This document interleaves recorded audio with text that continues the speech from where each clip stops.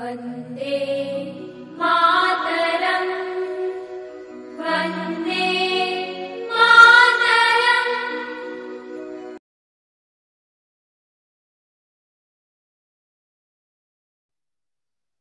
Hello friends, मैं अभी मौर्य आप लोगों का स्वागत करता हूं अपने इस YouTube फैमिली में। आज हम लोग अपने जियोग्राफी की श्रृंखला में अगले पड़ाव की ओर हैं। आज हम लोग अपने जियोग्राफी की क्लास को कंटिन्यू करने का प्रयास करेंगे। तो उसमें यार हम लोगों ने 2 चैप्टर कवर कर लिया था। 2 चैप्टर हम लोगों ने कवर कर लिया था। तीसरा चैप्टर है हमारी बदलती पृथ्वी, यानी पृथ्वी के बारे में हम अध्ययन कर चुके हैं। पृथ्वी के चेंजमेंट के बारे में, पृथ्वी में चेंजमेंट क्या हो रहे हैं, किस प्रकार के हो रहे हैं, उन सारे चेंजमेंट के बारे में आज हम यहां पे पढ़ने का प्रयास करेंगे। तो इस जियोग्राफी में ये अभी हमारा बेसिक चल रहा है यार, ये जियोग्राफी हमारा बेसिक है, ठीक है। तो इसको आज हम यहां पे देखने का प्रयास करते हैं। इसमें हमारा तीसरा चैप्टर है हमारी बदलती पृथ्वी, हमारी बदलती पृथ्वी। तो इससे पहले के वीडियो अगर आप लोगों ने नहीं देखे हैं या इससे पहली क्लास आप लोगों ने नहीं अटेंड की, तो उसका लिंक नीचे डिस्क्रिप्शन में है। आप लोग वहां से जाकर के सारी चीजें आसानी से देख सकते हैं। शुरू करते हैं यार। हमारा तीसरा चैप्टर क्या है? हमारी बदलती पृथ्वी। इसमें हम लोग देखते हैं पहले हमारा स्थल मंडल क्या होता है। ये सारी चीजें मैं पहले बता चुका हूं। स्थल मंडल क्या होता है, जल मंडल क्या होता है, वायुमंडल क्या होता है, जैव मंडल क्या होता है। तो ये सारी चीजें मैं बता चुका हूं, तो उसको मैं यहाँ पे नहीं बताऊंगा, ठीक है। उसको मैं यहाँ पे नहीं बताऊंगा। उसके आगे की चर्चा को हम लोग कंटिन्यू करने का प्रयास करेंगे। यहां पे हम लोग देखते हैं हमारी स्थल मंडल प्लेट क्या होती है। हम लोग यहां से शुरुआत करेंगे। स्थल मंडल जान लिए हैं, अब हम लोग देखते हैं हमारी स्थल मंडल प्लेट क्या होती है। तो जो हमारी पृथ्वी है इसमें यार प्लेटें हैं। क्या है? प्लेटें। हमारी पृथ्वी की सतह पर प्लेट पाई जाती है। क्या पाई जाती है? प्लेट पाई जाती है, जिन पर हमारे महासागर वगैरह, नदियां, झीलें जो भी हैं, व्हाटएवर जो भी हैं, मतलब वो सारी चीजें हमारी कहां पे हैं? वो पृथ्वी के ऊपर सतह में जो प्लेट है, उन्हीं प्लेटों में सारी चीजें क्या हैं? विद्यमान है, ठीक है।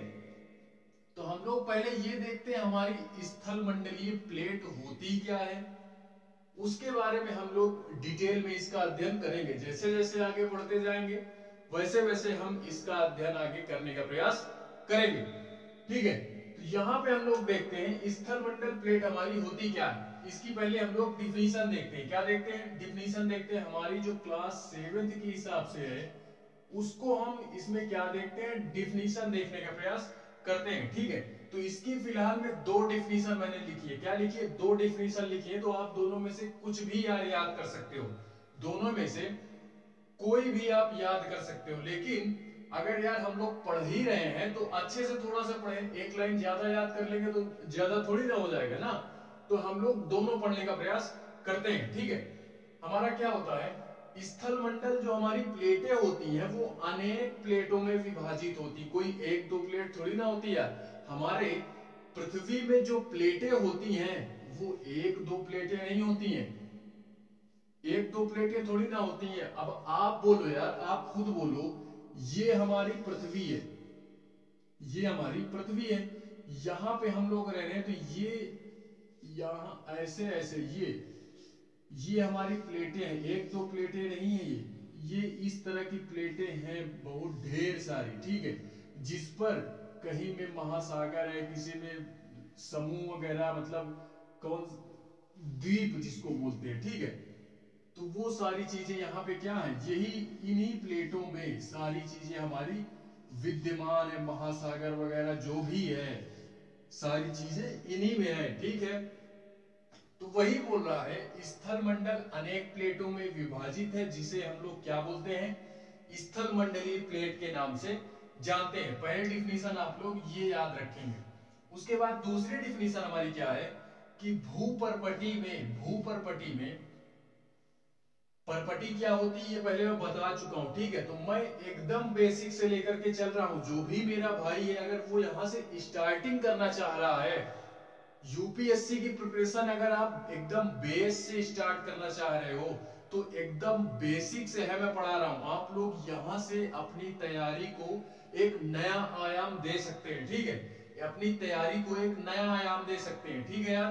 तो आप लोग एकदम ये बेसिक है, इससे बेसिक कुछ नहीं होता, इससे बेसिक कुछ नहीं होता। तो वो सारी चीजें मैं पढ़ा चुका हूं, ठीक है। तो परपटी क्या होती है ये मैं बता चुका हूं। तो भू परपटी में अनेक बड़ी और कुछ छोटी और कुछ कठोर, कुछ असमान प्रकार की विभिन्न क्या पाई जाती है, प्लेटें पाई जाती हैं। तो वो यार पहली डिफिनीशन की तरह ही दूसरी डिफिनीशन है, केवल कहने का लहजा थोड़ा सा चेंज हो गया, ठीक है। कहने का लहजा थोड़ा सा चेंज हो गया है कि भूपर्पटी में अनेक बड़ी यानी बड़ी हैं, कुछ प्लेटें हमारी बड़ी हैं, कुछ प्लेटें हमारी छोटी हैं, कुछ प्लेटें हमारी कठोर भी हैं और कुछ हमारी असमान है, यानी कुछ छोटी बड़ी ऊंची नीची, ये है हमारा असमान आकार की प्लेटें होती हैं, ठीक है। प्लेटें होती हैं जिन पर महाद्वीप, अभी मैंने क्या बोला, जिन पर महाद्वीप एवं महासागर की सतहें टिकी होती हैं, ठीक है। अभी मैंने वही बोला कि जिन पर महासागरों की एवं महाद्वीपों की सतहें क्या होती हैं, टिकी होती है। कहां पे टिकी होती है, इन्हीं स्थल मंडल प्लेटों पे ये सारी चीजें हमारी विद्यमान है, ठीक है। तो ये दोनों डिफिनीशन आप लोग याद कर सकते हो। आपको जो भी यार कंफर्टेबल लगता है आप उसको याद करो, ठीक है, आप उसको याद करो।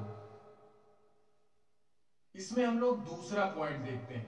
ये हमारा पहला पॉइंट था हमारा डिफिनीशन देखें स्थल मंडल में। अब हम लोग देखते हैं कि जो हमारी स्थल मंडल प्लेट होती है इसमें यार गति होती रहती है। ये प्रत्येक वर्ष क्या होती रहती है, इधर से उधर गति करती रहती है, लेकिन देखो हमको पता नहीं चलता है। क्यों जानते हो क्यों?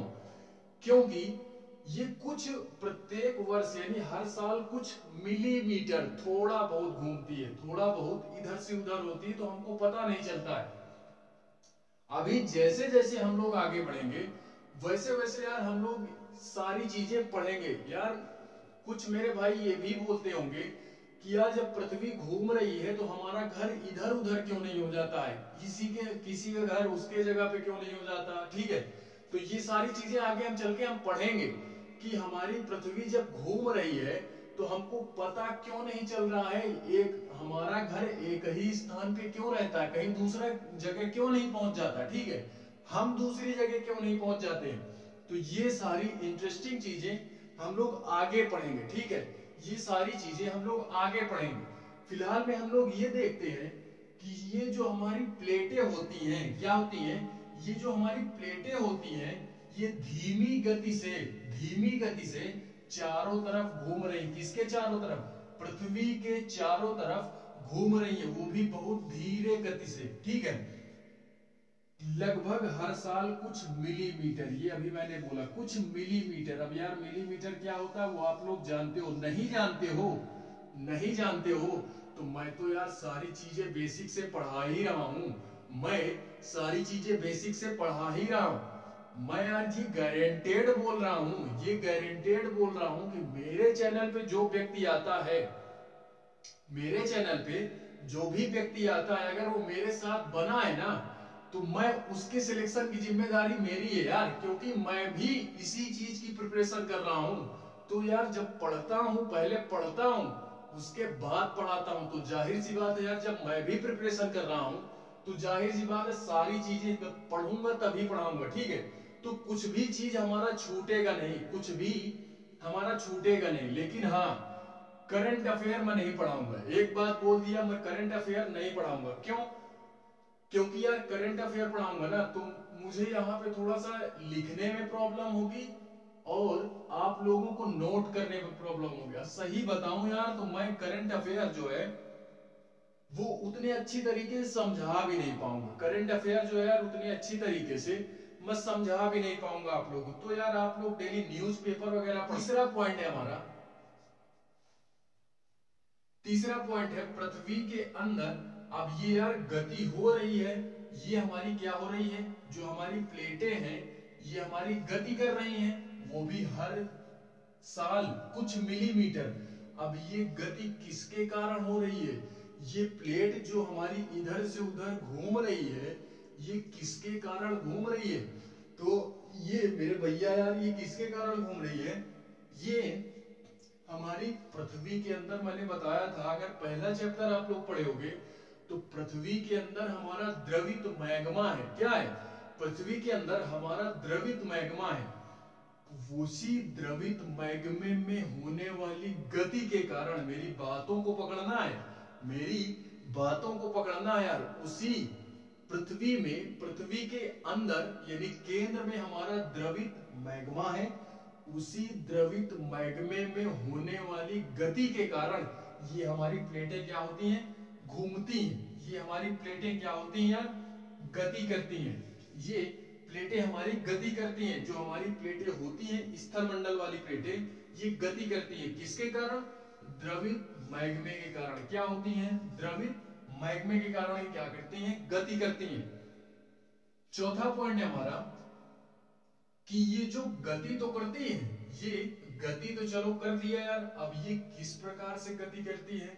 सीधी रेखा में गति करती है, गोलाकार में गति करती है, या चतुर्भुज रूप में गति करती है? तो कैसे गति करती हैं ये?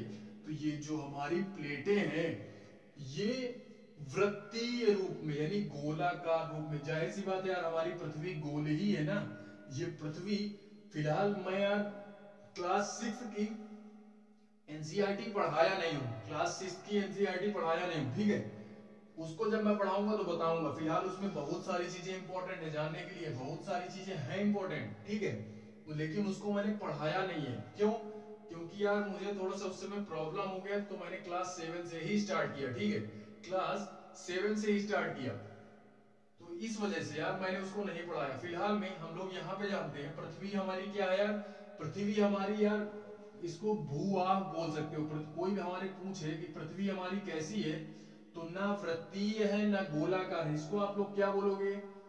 जियोइड शेप की है। जियोइड, इसको इंग्लिश में क्या बोलते हैं? जियोइड बोलते हैं। और हिंदी में इसको भू-आभ बोलते हैं। क्या बोलते हैं? भू-आभ बोलते हैं, ठीक है, भू-आभ बोलते हैं। और ये पृथ्वी हमारी एकदम गोल भी नहीं है, ठीक है, ये गोल भी नहीं, भू-आभ है। और ये जानते हो जिसपे हम लोग रह रहे हैं 23.5 डिग्री, 23.5 डिग्री ये घूमी हुई है, 23.5 डिग्री घूमी हुई है। आप लोग ग्लोब वगैरह देखे होंगे, जियोग्राफी पढ़ रहे हो तो पहली बात मैप रखना स्टार्ट कर दो और एक ग्लोब खरीद लो। आप लोग, एक ग्लोब आता है, आप लोग उसको खरीदो तो सारी चीजें अच्छे से समझ पाओगे, ठीक है। तो एक ग्लोब आप लोग जरूर खरीदो हर एक स्थान को जानने के लिए कि पृथ्वी में हमारे कौन सी जगह कहां पर स्थित है। तो ग्लोब से आपको सारी चीजें पता चल जाएगी। और वो जो हमारा ग्लोब होता है वो 23.5 डिग्री घूमा हुआ भी होता है, 23.5 डिग्री वो घूमा हुआ भी होता है, तिरछा होता है, हल्का तिरछा होता है, ठीक है। वो इसीलिए तिरछा होता है कि हमारी जो पृथ्वी है वो 23.5 डिग्री अपने अक्ष पे क्या है? घूमी हुई है, अपने अक्ष से 23.5 डिग्री घूमी हुई है। चौथा पॉइंट है ये वृत्तीय रूप में गति करता है।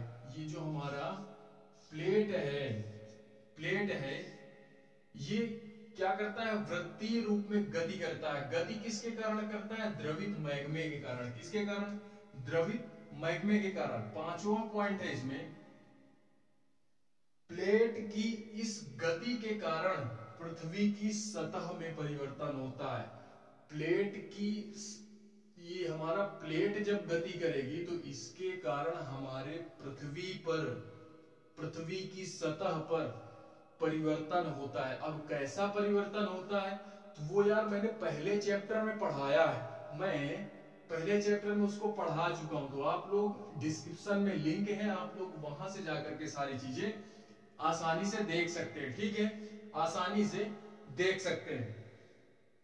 अब हम लोग यार देखते हैं कि इस गति के आधार पर, गति के आधार पर हमारा किसके कारण ये हमारी गति हो रही है और ये किसके आधार पर हो रही है, किसके आधार पे हो रही है, ये सारी चीजें अब हम लोग जानने का प्रयास करते हैं। फिलहाल में आप लोग ये 5 पॉइंट स्टार्टिंग से, ये 5 पॉइंट तीसरा चैप्टर है हम लोग स्टार्ट किए, तो इसको आप लोग 5-6 पॉइंट आप लोग याद करोगे और सारी चीजें पॉइंट में ही याद करोगे, सारी चीजें पॉइंट में ही याद करोगे, क्योंकि यार पढ़ने में भी आसानी, याद करने में भी आसानी, ठीक है। याद देखते हैं यार, इसके आगे हम लोग ये देखते हैं कि ये जो हमारी गतियां हो रही है प्लेट में, वो किन बलों के आधार पर हो रही है। जो हमारी गति हो रही है प्लेटों में, जो गतियां हो रही हैं, वो किन बलों के आधार पर हो रही हैं। तो यार जो हमारे बल हैं वो 2 प्रकार के बल हैं। हमारी पृथ्वी में 2 प्रकार के बल हैं। कौन कौन से बल?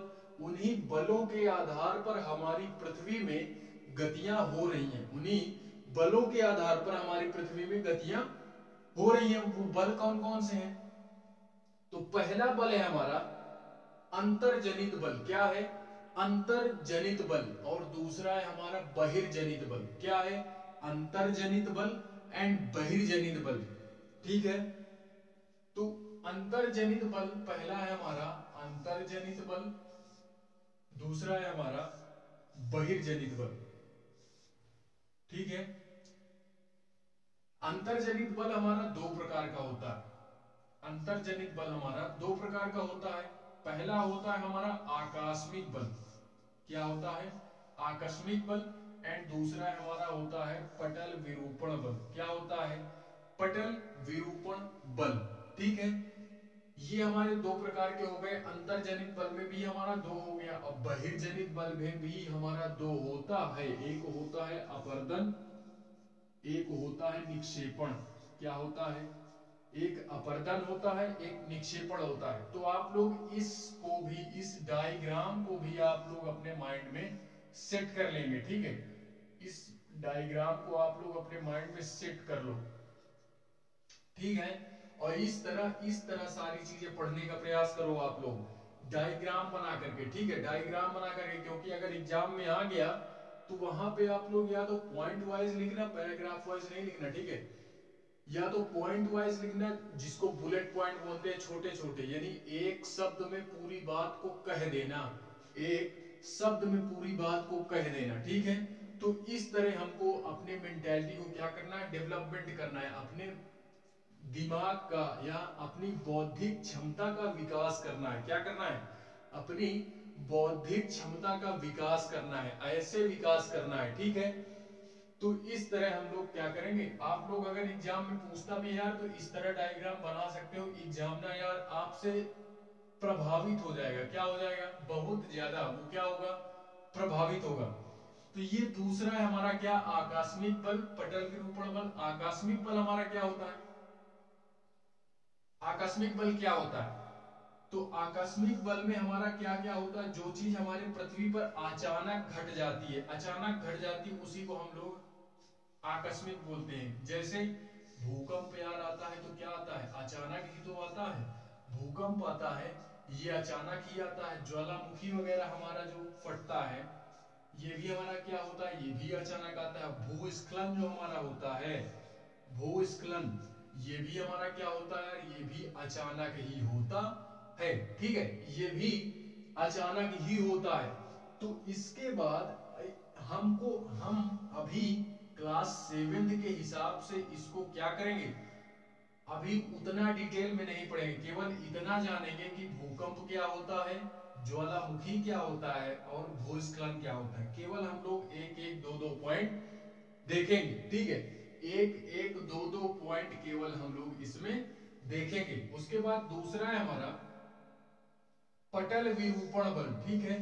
पटल विरूपण बल, इसमें हमारा क्या होता है, इस बल में हमारा यार कहीं कहीं भी आप लोग देखे होंगे तो बहुत बड़े बड़े क्या हो जाते हैं, पर्वत वगैरह निर्मित हो जाते हैं, पर्वत वगैरह निर्मित हो जाते हैं। तो वो इसी बल के कारण हमारे जो पर्वत पहाड़ वगैरह बनते हैं वो इसी बल के कारण बनते हैं, ठीक है। उनको कोई बनाने नहीं जाता, उनको यानी पर्वतों को पहाड़ों को कोई बनाने थोड़ी ना जाता। वो पर्वत इतने ऊंचे ऊंचे कैसे हो जाते हैं, वो इसी बल के कारण होते हैं। पटल विरूपण बल जो हमारा होता है पृथ्वी में, पटल विरूपण बल, इसी के कारण हमारे पर्वत वगैरह क्या होते हैं, निर्मित होते हैं, पर्वत वगैरह हमारे निर्मित होते हैं। तो आप लोग इसको भी याद रखोगे, इसको भी आप लोग याद रखोगे। अब इसमें हम लोग दूसरा देखते हैं बहिर्जनित बल। क्या देखते हैं, बहिर्जनित बल। बहिर्जनित बल क्या होता है, तो जो हमारी पृथ्वी की सतह पर जो हमारा बल उत्पन्न होता है उसी को हम लोग बहिर्जनित बल के नाम से जानते हैं, ठीक है। और अंतर्जनित क्या होता है, ये हमारी पृथ्वी के अंदर उत्पन्न होता है, ये हमारी पृथ्वी के अंदर उत्पन्न होता है, तो इसको हम लोग अंतर्जनित बल के नाम से जानते हैं। अब यार हमारा सोचो, आप लोग खुद ही सोचो कि जो हमारा भूकंप वगैरह आता है ये बाहर से थोड़ी ना आता है, ये पृथ्वी के अंदर से ही तो उत्पन्न होता है। ये हमारे पृथ्वी के अंदर से ही उत्पन्न होता है। जो हमारा ज्वालामुखी वगैरह फटता है ये भी पृथ्वी के अंदर से ही तो लावा वगैरह निकलने लगता है, ये पृथ्वी के अंदर से ही लावा वगैरह निकलता है। तो इसी इसी को हम लोग अंतर्जनित बल बोलते हैं। क्या बोलते हैं, अंतर्जनित बल बोलते हैं। और बहिर्जनित बल हमारा होता है पृथ्वी की सतह पर, यानी बाहरी सतह पर जो हमारा बल कार्य करता है उसी को हम लोग बहिर्जनित बल बोलते हैं। ये हमारा दो प्रकार का होता है। क्या होता है, दो प्रकार का। पहला हमारा होता है अपर्दन एंड क्या होता है, निक्षेपण होता है। क्या होता है, अपर्दन होता है और निक्षेपण होता है। इसको अभी हम लोग डिटेल में देखेंगे। क्लास 7 में जितना दिया है वो सारी चीजें मैं छोड़ूंगा नहीं, ठीक है। जितनी भी चीजें दी गई छोड़ूंगा नहीं, लेकिन हाँ यहाँ पे हम लोग जितना पढ़ रहे हैं कम से कम इतना हमको आना चाहिए, इतना आना चाहिए यार। अब उसमें मैं मेन मेन पढ़ा भी रहा हूँ और आप लोग यार उसमें भी कोताही करके पढ़ोगे तो मैं फिर वो सारी चीजें वो मैं जानता हूँ यार, फिर सिलेक्शन होने वाला नहीं है, ठीक है। फिर सिलेक्शन होने वाला नहीं है यार दोस्त, ठीक है। तो जितनी चीजें हम पढ़ रहे हैं वो इंपॉर्टेंट तो पढ़ ही रहे हैं, तो इंपॉर्टेंट में कम से कम यार हमको इतना सारी चीजें तो याद करनी पड़ेगी। अब यार इतनी बड़ी पोस्ट चाहिए, इतनी बड़ी कुर्सी अगर चाहिए आपको तो थोड़ी बहुत मेहनत तो करनी पड़ेगी बॉस। बिना मेहनत के कुछ नहीं मिलने वाला, ठीक है। बिना मेहनत के कुछ मिलने वाला नहीं है, तो मेहनत तो करनी पड़ेगी यार अगर इतनी बड़ी कुर्सी चाहिए तो, ठीक है। तो इसमें हमारा होता है अपर्दन। क्या होता है, अपर्दन। और दूसरा हमारा क्या होता है, निक्षेपण होता है। क्या होता है, निक्षेपण होता है। अभी इसको हम लोग डिटेल में पढ़ेंगे। फिलहाल हम लोग देखते हैं अपर्दन में क्या क्या आता है। अपर्दन में दो तीन चीजें हमारी आती है। क्या कि जो हमारा अपर्दन होता है वो नदियों या बहता जो हमारी जल का बहाव होता है उसके कारण हमारा क्या होता है, अपर्दन होता है। या हवा के कारण जो हमारी पवन होती है उसके कारण अपर्दन होता है। समुद्री जो हमारे तरंगे होती हैं उसके कारण अपर्दन होता है। और जो हमारी हिमनद होती है, हिमनद का मतलब क्या होता है, जो हमारी बर्फीली नदियां हैं उनके कारण क्या होती है, हमारी क्या होती है, ये अपर्दन हमारा होता है। अपर्दन क्या होता है, अपर्दन हमारा होता है। तो इन्हीं सारी चीजों का अध्ययन हम लोग, ये जो हमारी लेसन थर्ड है, ये जो हमारा लेसन थर्ड है, ये लेसन इसी तीसरे लेसन में हम लोग क्या करेंगे, इसी तीसरे लेसन में इन्हीं सारी चीजों को हम डिटेल में पढ़ेंगे। क्या करेंगे, इन्हीं सारी चीजों को हम लोग डिटेल में पढ़ेंगे। तो यार ये फिगर इंपॉर्टेंट है, ये क्या है, इंपॉर्टेंट है। तो आप लोग इसको, इस फिगर को अपने माइंड में सेट कर सकते हो, इस फिगर को अपने माइंड में सेट कर सकते हो, ठीक है। अब हम लोग इसी में देखते हैं कि अंतर्जनित बल, इसकी एक एक करके एक एक दो दो पॉइंट देख लेते हैं, ठीक है। एक एक दो दो पॉइंट देख लेते हैं, उसके बाद हम लोग देखते हैं भूकंप क्या होता है, ज्वालामुखी क्या होता है, ये सारी चीजें हम लोग देखने का प्रयास करेंगे। देखते हैं यार, हम लोग ये सारी चीजें देखते हैं। मैंने अभी क्या बोला कि एक एक चीज हम लोग इस चैप्टर में क्या करेंगे, इन्हीं सारी चीजों का अध्ययन हम लोग डिटेल में करेंगे, ठीक है। बाकी जैसे जैसे हम लोग यार बढ़ते जाएंगे क्लास वाइज और डिटेल में इनका अध्ययन करेंगे। बाकी पढ़ना यही सारी चीजें हैं, पढ़नी हमको यही सारी चीजें हैं 6 से लेकर के 12 तक, ठीक है। 6 से 12 तक क्या, यूपीएससी लेवल तक हमको क्या करना है, यही सारी चीजें पढ़नी है। इंडिया के बारे में जानना है, ठीक है। इंडिया के बारे में जानना है कि क्या क्या चीजें हैं इंडिया में एंड इंडिया के बाहर, ठीक है। हमारी पृथ्वी में क्या है, हमारे पृथ्वी में क्या है, आसमान में क्या है, ठीक है, अंतरिक्ष में क्या है, यही सारी चीजें पढ़नी है हमको भूगोल में, ठीक है। यही सारी चीजें हमको भूगोल में पढ़नी है और ज्यादा कुछ नहीं जानना है। बाकी जैसे जैसे हम लोग बढ़ते जाएंगे बड़ी क्लासों की तरफ, तो यार वो सारी चीजें हमारी ब्रॉड होती जाएंगी। क्या होती जाएंगी, बड़े बच्चों के जैसे होती जाएंगी। फिलहाल अभी हम लोग केवल यही देखते हैं। तो इसमें हम लोग पहला पॉइंट देखेंगे।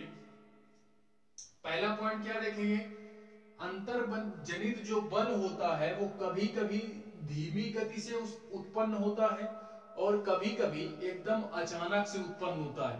आप लोग खुद सोचो, जो हमारा भूकंप वगैरह आता है ये अचानक ही तो आता है, जो ज्वालामुखी वगैरह फटता है ये भी अचानक ही होता है, ठीक है। कभी कभी जो भूकंप आता है यार वो उसकी तीव्रता बहुत अधिक होती है, कभी कभी यार बहुत नॉर्मल होती है, ठीक है। तो वही बोल रहा है कि अंतर्जनित बल जो हमारे होते हैं वो कभी आकस्मिक गति उत्पन्न करते हैं तो कभी धीमी गति उत्पन्न करते हैं। क्या करते हैं, धीमी गति उत्पन्न करते हैं। तो पहला पॉइंट आप लोग इसमें ये नोट करोगे। एंड दूसरा है इसमें कि जो हमारा भूकंप होता है और जो ज्वालामुखी होता है ये हमारे आकस्मिक बल होते हैं। इतना तो हम लोग जान गए हैं, इतना हम लोग जान चुके हैं कि ये हमारे आकस्मिक बल होते हैं। लेकिन इन्हीं आकस्मिक बलों के कारण हमारी पृथ्वी पर जब ये घटना घटती है, भूकंप आता है, ज्वालामुखी फटता है, तो बहुत हानि होती है, बहुत हानि होती है यार। भूकंप आता है तो बिल्डिंगें वगैरह गिरती हैं, बिल्डिंगें वगैरह गिरती हैं। आप लोगों को अगर मैं एग्जांपल देना चाहूं तो 2004 एनसीईआरटी में आप लोग पढ़े होंगे। मैं यहाँ पे केवल इंपॉर्टेंट पढ़ा रहा हूँ। आप लोगों को अगर देखना ही है तो आप बुक को भी रखो, मेरे वीडियो को भी रखो, ठीक है। जो थोड़ा बहुत मैच भी करो आप लोग, एकदम आंख मूंद करके विश्वास भी नहीं करनी है, ठीक है। क्योंकि सिलेक्शन आपको चाहिए, सिलेक्शन आपको चाहिए, तो आंख मूंद करके विश्वास भी नहीं करना। आप लोग बुक रखो सामने, उसके बाद मेरी क्लास को देखो। जो समझ में नहीं आ रहा है, ठीक है, तो सारी चीजें समझ में आएंगी। मैं एग्जांपल दे रहा हूं एक, 2004 में हमारा गुजरात में एक स्थान है भुज नाम का। क्या नाम का, भुज नाम का। वहां पे आया था यार, वहां पे हमारा भूकंप आया था 2004 में। वहां पे बहुत सारी चीजें हमारी क्या हुई थी, तहस नहस हो गई थी। सरकार को यार बहुत क्या करना पड़ा था, बहुत ही हानि उनको मतलब उठानी पड़ी थी। काफी बिल्डिंगें वगैरह गिर गई, बहुत सारी चीजें वहां पे हो गई, ठीक है। बहुत सारी चीजें हो गई थी हमारी। तो उस तरह का भूकंप यार बहुत फिर खतरे वाला होता है, बहुत खतरे वाला होता है।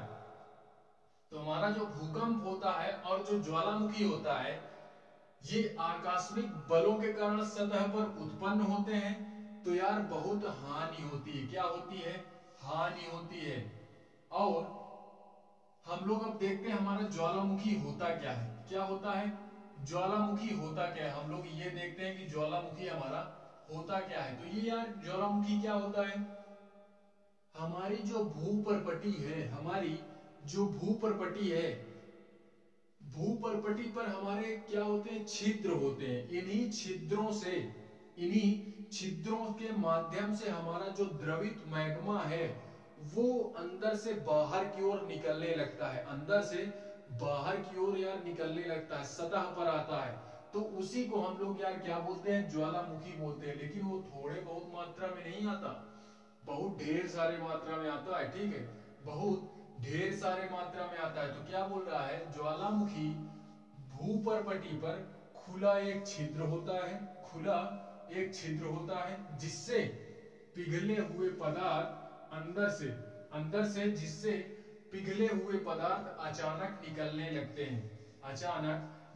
लगते हैं, तो इसी को हम लोग क्या बोलते हैं, ज्वालामुखी के नाम से जानते हैं। ठीक है, आप लोग ये नाम पहले सुने भी होंगे, लेकिन अगर एकदम एग्जैक्ट नहीं जान रहे थे कि ज्वालामुखी होता क्या है, तो एकदम एग्जैक्ट आप यही जानो कि भूपर्पटी पर हमारा एक खुला छिद्र होता है जिससे पिघले हुए पदार्थ हमारे क्या होते हैं यार, पृथ्वी की सतह पर अचानक निकलने लगते हैं, अचानक निकलते हैं, तो इसी को हम लोग ज्वालामुखी बोलते हैं। ठीक है, इसी को हम लोग ज्वालामुखी देखते हैं। क्लास 7 के हिसाब से, क्लास 7 के बच्चे को जो समझाने की मतलब कोशिश की है इस एनसीईआरटी के लोगों ने, जो समझाने की कोशिश किया है वो इतना ही है। ठीक है, क्लास 7 का बच्चा केवल इतने से ही समझेगा कि ज्वालामुखी होती क्या है। बाकी जैसे जैसे हम लोगों का स्टैंडर्ड बढ़ेगा वैसे वैसे हम लोग इसका एक पूरा चैप्टर पढ़ेंगे। अभी ये केवल एक हेडिंग के रूप में है, इसका हम लोग पूरा एक चैप्टर पढ़ेंगे, क्यों आता है, कैसे आता है, इसका समाधान क्या है। ठीक है, इसका समाधान क्या है, ये सारी चीजें हम लोग पढ़ेंगे।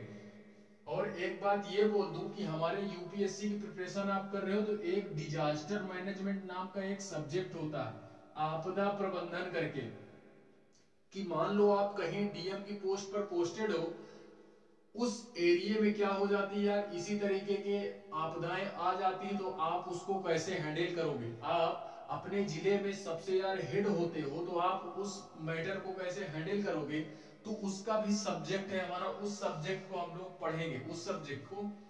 लोग पढ़ेंगे, यही सारी चीजें होती हैं। ठीक है, देखते हैं इसमें तीसरा नहीं चौथा पॉइंट,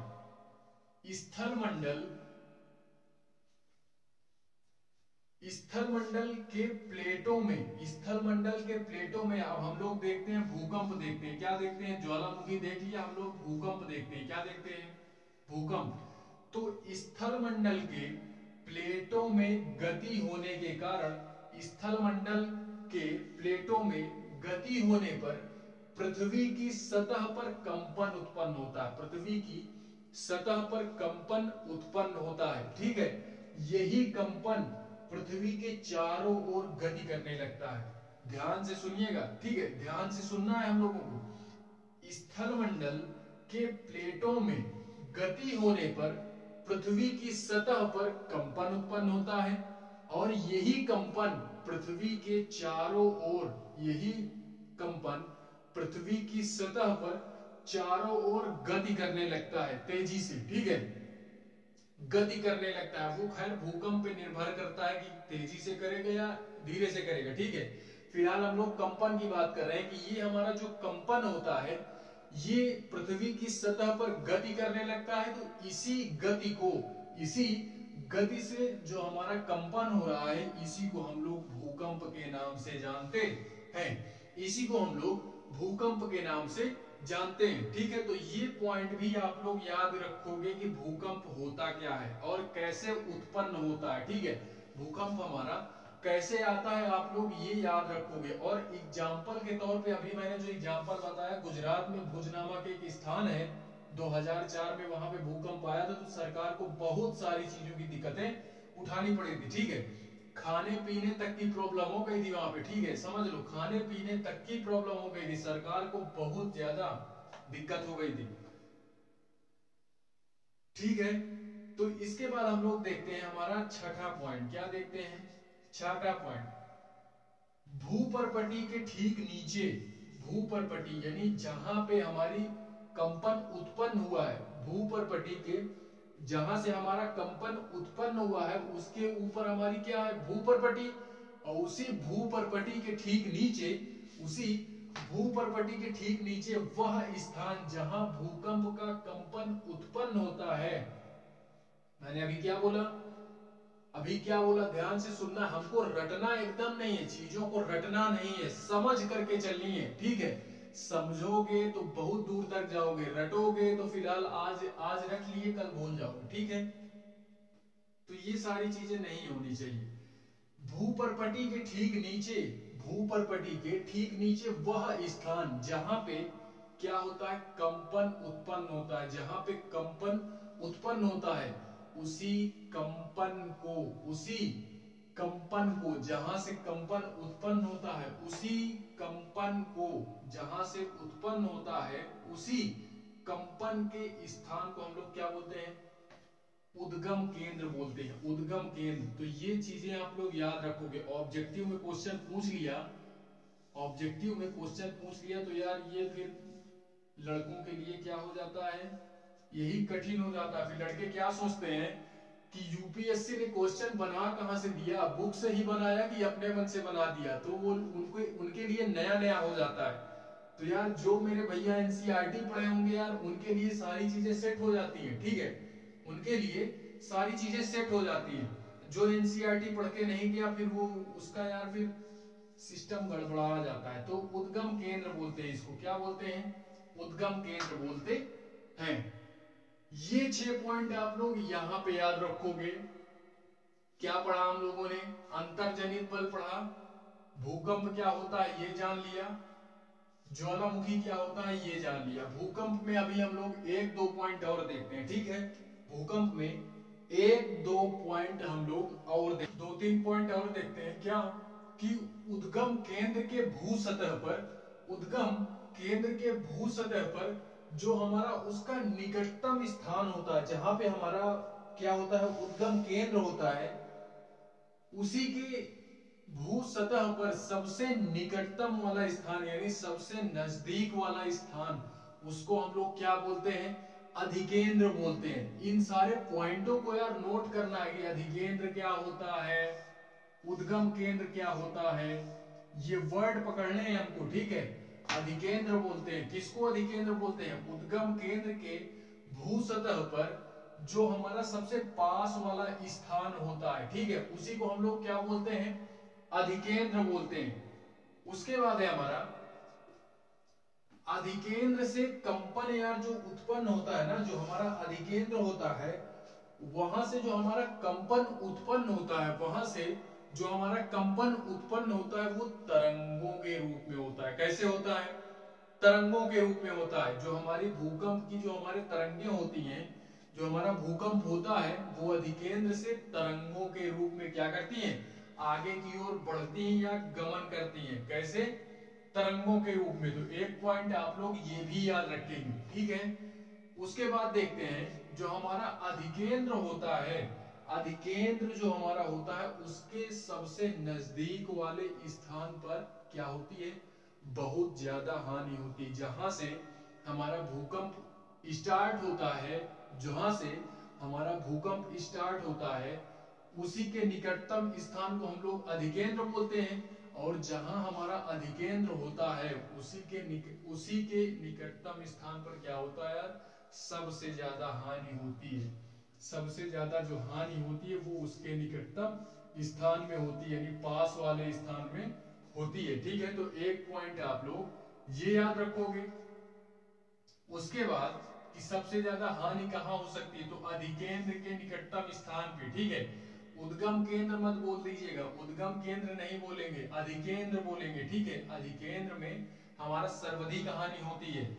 उसके बाद हमारा बोलते हैं अधिकेंद्र से जब दूरी बढ़ती जाती है ना, अधिकेंद्र से जैसे जैसे तरंगों की दूरी बढ़ती जाती है, अधिकेंद्र से जैसे जैसे दूरी बढ़ती जाती है तरंगों की, वैसे वैसे जो हमारा भूकंप होता है वो कम होता जाता है। क्या होता है, भूकंप हमारा कम होता जाता है। जैसे जैसे अधिकेंद्र से तरंगे क्या होती हैं, तरंगे हमारी क्या होती हैं, तरंगे हमारी दूर बढ़ने लगती हैं, यानी सबसे निकटतम स्थान पे सर्वाधिक हानि होती है। पास में जब तक रहेगा तब तक यार बहुत तेज होगा। जैसे जैसे दूरी होती चली जाएगी अधिकेंद्र से, ये यहाँ पे जैसे हमारा मान लो ये हुआ, तो अब ये निकटतम स्थान है, तो जैसे जैसे ये तरंगों के रूप में आगे बढ़ती जाएगी या ऐसे ऐसे ऐसे ऐसे ये, तो हमारा क्या होगा, भूकंप हमारा धीरे धीरे थोड़ा थोड़ा धीरे होने लगेगा, शांत होने लगेगा, ठीक है, शांत होने लगेगा। तो वही बोल रहा है कि अधिकेंद्र से दूरी बढ़ने पर भूकंप की तीव्रता धीरे धीरे क्या हो जाती है, कम हो जाती है, ठीक है। एक पॉइंट आप ये भी याद रखोगे। उसके बाद हम लोग देखते हैं तरंगों की बात हम लोगों ने बात की, तो आप लोग अगर फिजिक्स पढ़े होगे, फिजिक्स, जो भी मेरे साइंस बैकग्राउंड के भैया हैं, अगर यार आप लोग फिजिक्स पढ़े होगे, फिजिक्स, तो वहां पे तरंग क्या होती है, वेव क्या होता है, आप लोग वहां पे पढ़े होगे। नहीं पढ़े होगे, पढ़े होगे पहली बात तो अच्छा है, नहीं पढ़े होगे तो और अच्छा है। क्यों? क्योंकि मैं पढ़ाऊंगा यहाँ पे। अब मैं फिलहाल में अगर पढ़ाऊंगा यार तो सारे डाउट मैं क्लियर करूंगा। क्या करूंगा? सारे डाउट क्लियर करूंगा। तो मैं फिजिक्स की भी क्लास लूंगा। क्या करूंगा यार? फिजिक्स की भी क्लास लूंगा। ठीक है, देखते हैं हम लोग भूकंपीय जो हमारी तरंगे हैं, जो हमारी भूकंपीय तरंगे होती है वो तीन प्रकार की होती है। तरंगे हमारी, भूकंपीय तरंगे हमारी तीन प्रकार की। पहला हमारा पी तरंगे, एस तरंगे, एल तरंगे। कोई भी हमारा पूछे या किसी भी एग्जाम में पूछ ले कि हमारा जो भूकंप की तरंगे होती है वो कितने प्रकार की होती हैं, तो वो तीन प्रकार की होती हैं। पी तरंगे, एस तरंगे एंड एल तरंगे। ठीक है, इसको याद रखोगे। पी तरंगे को, पी तरंग को हम लोग एक नाम से और जानते हैं, इसको हम लोग अनुदैर्ध्य तरंगे बोलते हैं। अगर पी तरंगे एग्जाम में पूछ लिया और पी तरंग ना बोल करके अनुदैर्ध्य तरंग बोल दिया तो यार मेरे कुछ भैया लोग तो कंफ्यूज हो जाएंगे कि अनुदैर्ध्य तरंगे क्या होता है। हमने तो यार पी तरंगे, एस तरंगे, एल तरंगे पढ़ा है, अब ये अनुदैर्ध्य तरंगे क्या हो गया। ठीक है, तो इसीलिए मैं बता दे रहा हूं कि पी तरंग को हम लोग अनुदैर्ध्य तरंग के नाम से भी जानते हैं, और इस तरंग को, इस तरंग को हम लोग अनुप्रस्थ तरंग के नाम से भी जानते हैं। किसके नाम से जानते हैं? अनुप्रस्थ तरंगों के नाम से जानते हैं। उसके बाद जो हमारा एल तरंगे होती हैं, इनको हम लोग पृष्ठीय तरंगों के नाम से भी जानते हैं। किसके नाम से जानते हैं? पृष्ठीय तरंगों के नाम से जानते हैं।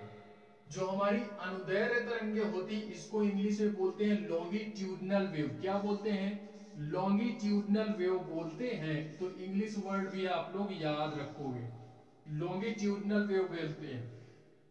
इस तरंगे या अनुप्रस्थ तरंगों को हम लोग ट्रांसवर्स वेव बोलते हैं, ट्रांसवर्स वेव बोलते हैं, इंग्लिश में ट्रांसवर्स वेव भी बोलते हैं। एंड तीसरा हमारा एल तरंगे होती हैं, यानी पृष्ठीय तरंगे, इसको हम लोग सरफेस वेव के नाम से जानते हैं।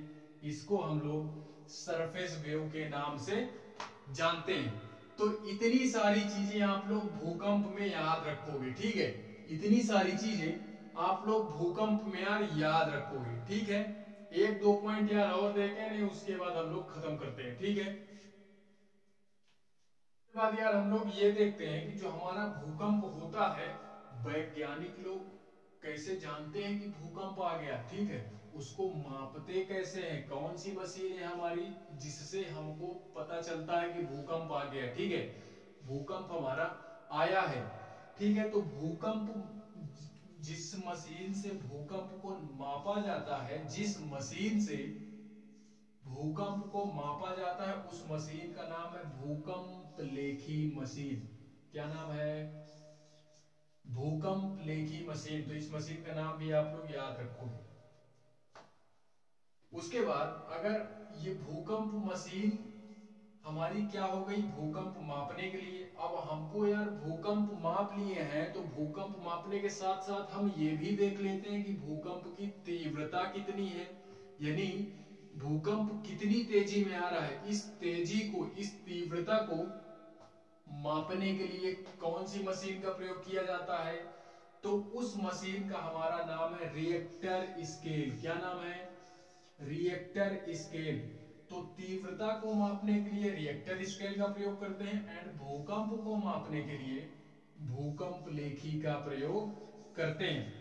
फिलहाल में अगर नोट में आप लोग लिख सकते हो तो लिख लो, या जानकारी के लिए मैं बता दूं कि किसी भी भूकंप की अगर तीव्रता हमारी दो होती है, दो होती है, तो वो ना के बराबर भूकंप हमारा होता है, ना के बराबर। ठीक है, किसी भूकंप की तीव्रता अगर 5 हो गई, 5 हो गई, ठीक है, तो वो वस्तुओं के गिराने के लिए काफी होता है। यानी उससे क्या होगा, अगर 5 की तीव्रता वाला भूकंप आएगा तो समझ लो कि हाँ वही कुछ बहुत सामान इधर उधर गिरेगा। ठीक है, तो वो भी हमारा ज्यादा वो नहीं होता, लेकिन फिर भी अगर सामान वामान गिर रहा है तो फिर वो भी क्षति पहुंचाने के लिए काफी है। किसी भी व्यक्ति को क्षति पहुंचाने के लिए 5 की तीव्रता वाला भूकंप काफी है। लेकिन अगर 5 से ज्यादा का आता है, 6 का हो गया, तो फिर बहुत माहौल गंभीर हो जाएगा। 6 का अगर आ गया तो यार फिर वो बहुत शक्तिशाली भूकंप माना जाता है। 6 तीव्रता का अगर भूकंप आया तो बहुत शक्तिशाली माना जाता है। उससे फिर यार क्या होता है, बिल्डिंग वगैरह गिरने की हमारी क्या हो जाती है, संभावना होती है, ठीक है।